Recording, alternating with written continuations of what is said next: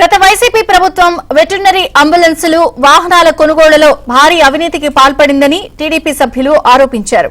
14వ రోజు అసెంబ్లీ సమావేశాల ప్రశ్నోత్తరాల్లో ఇదే అంశంపైన కూన రవికుమార్, ధూళిపాడ నరేంద్ర మాట్లాడారు. ఒక్కో వాహనం కొనుగోలులో ఫేజ్ 1 కి ఫేజ్ 2 కి మధ్య కొన్ని లక్షల రూపాయల తేడా ఉందన్నారు. దీనిపై ఏసీబీతో విచారణ జరిపించాలని కోరడంతో గత ప్రభుత్వంలో కేవలం ఆర్కేవీవై నిధులే కాకుండా అన్ని రకాల ఫండ్స్ ను డైవర్ట్ చేశారని మంత్రి అచ్చెన్నాయుడు సమాధానమిచ్చారు. అవినీతికి పాల్పడ్డ వారిని వదిలిపెట్టే ప్రసక్తే లేదన్నారు.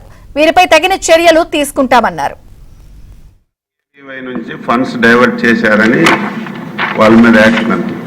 అధ్యక్ష, ఇది ఫైనాన్స్ డిపార్ట్మెంట్ మొత్తం చూస్తుంది. గత ప్రభుత్వంలో ఆర్కేవీవై కాదు అధ్యక్ష, మొత్తం అన్ని ఫండ్స్ డైవర్ట్ చేశారు. ఈరోజు నాబార్డుకు వచ్చినటువంటి ఫండ్స్ కూడా డైవర్ట్ చేశారు. వరల్డ్ బ్యాంక్ నుంచి వచ్చిన ఫండ్స్ కూడా డైవర్ట్ చేశారు. ఒక ప్రాజెక్టుకి ఎక్స్క్లూజివ్గా కేటాయించిన ఫండ్స్ కూడా డైవర్ట్ చేశారు. దీని మీద ఫైనాన్స్ డిపార్ట్మెంట్ ఏవైతే డైవర్ట్ చేశారో ఆ ఫండ్స్ అన్నింటి మీద వాళ్ళు కూడా చెక్ చేసుకుని వాళ్ళు కూడా ఎంక్వైరీ చేస్తున్నారు. నేను ఒకటే చెప్పాను, ఎంక్వైరీ నడుస్తుంది ఉన్నత స్థాయిది.